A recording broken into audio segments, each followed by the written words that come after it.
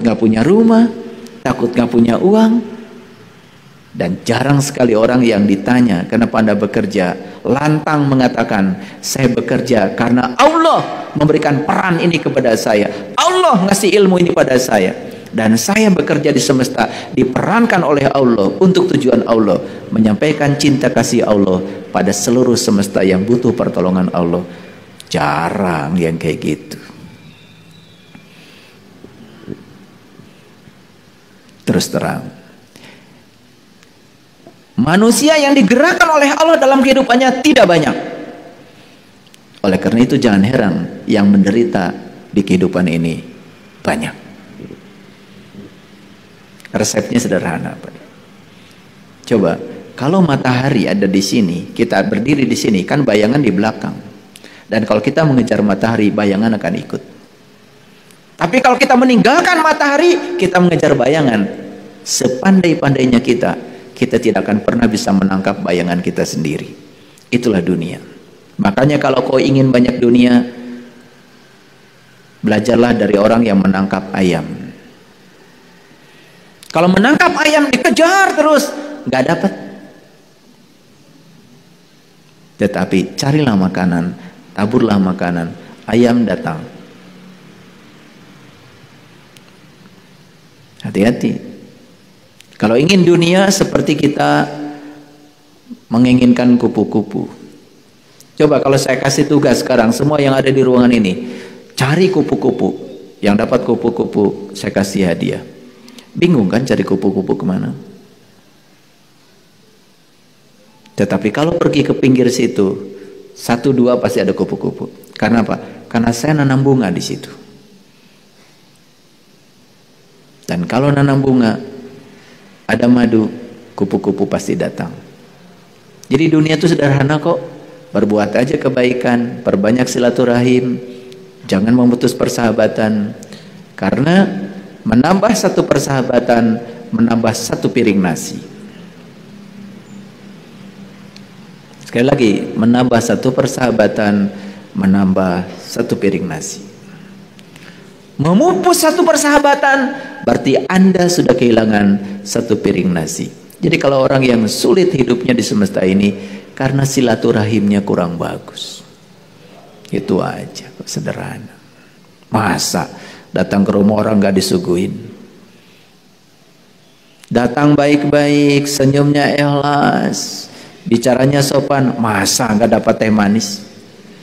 Datangnya nyebelin, kecut, penuh dengan curiga, mau menginventarisis kekayaan kita. Dari mana asalnya, gimana dapatnya, penuh dengan kecurigaan, pika sebelen. Siapa yang mau ngasih suguhan? Sama seperti kita datang ke rumah Tuhan, saat kita berkunjung ke rumah Allah, pika sebelen, gak sopan, nyari-nyari, pengen cepat ketemu. Udah ketemu, minta itu, minta ini. Gak sopan. Makanya kalau datang ke rumah Tuhan, nabajati, meniti ke dalam diri, masuk ke dalam kalbu, yang sopan dong. Kata Allah, ud'u rabbakum tadarruan wa khufyatan. Serulah aku dengan penuh rasa hormat dan tersembunyi. Hening saja. Ya, makanya dalam Quran dikatakan jangan berburu ketika sedang haji.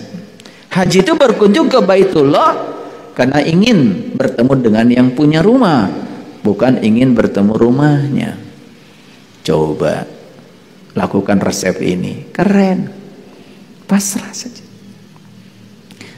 Ya ayyuhallazina amanu ittaqullaha haqqa tuqatih la tamutunna illa wa antum muslimun. Hai orang yang beriman, bertakwalah dengan takwa yang sebenar-benarnya.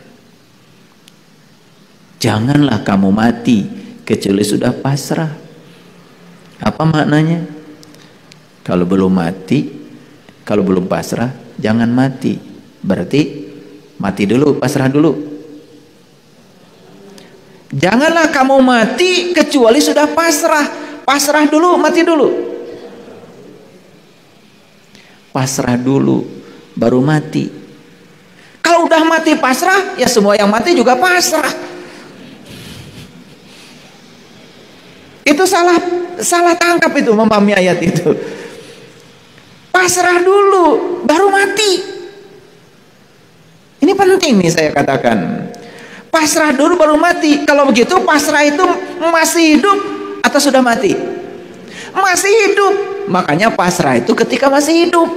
Kalau sudah mati, semua juga pasrah. Pasrah sesudah mati beda dengan pasrah sebelum mati. Kalau pasrah sesudah mati, menyerah.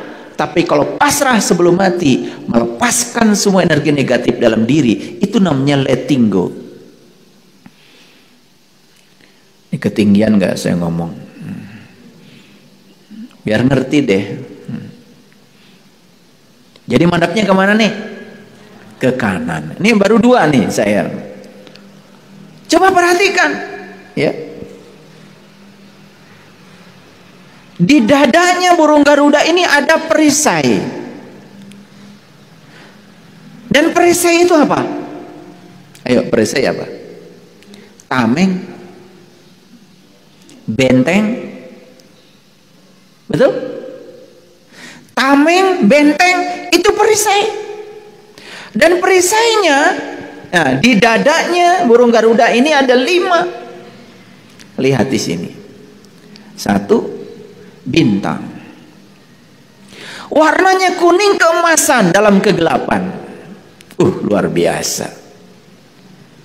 Matahari itu tinggal di tempat terang atau tinggal di tempat gelap? Gelap. Cuman karena terhalang oleh cahaya, maka kita melihat matahari tinggal di tempat terang. Aslinya tinggal dalam kegelapan, karena terhalang oleh cahayanya sendiri, kita melihat seakan-akan terang. Para sahabat, terang itu datang dan pergi, tapi gelap itu abadi.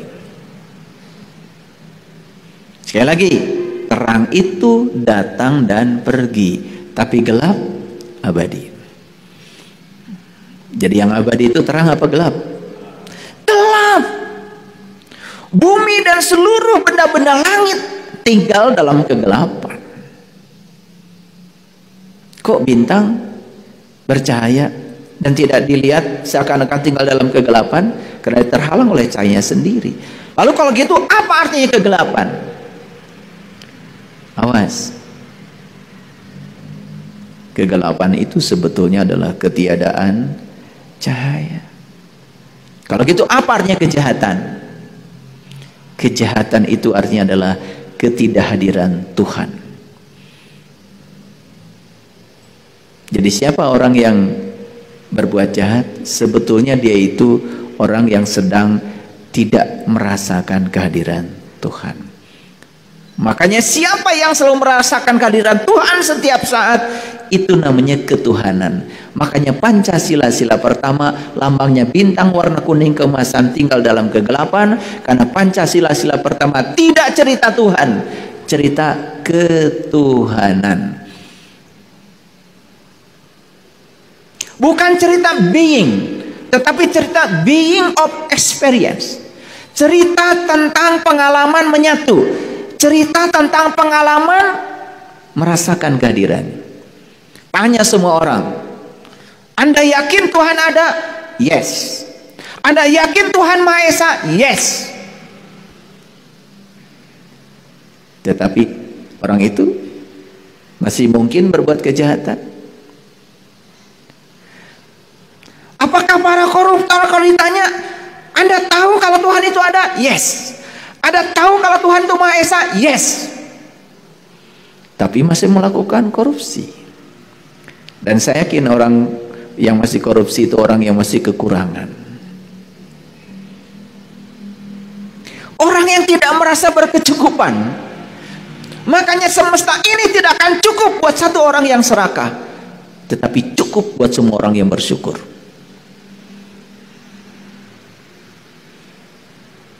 Dan semesta ini sekarang sedang butuh orang-orang yang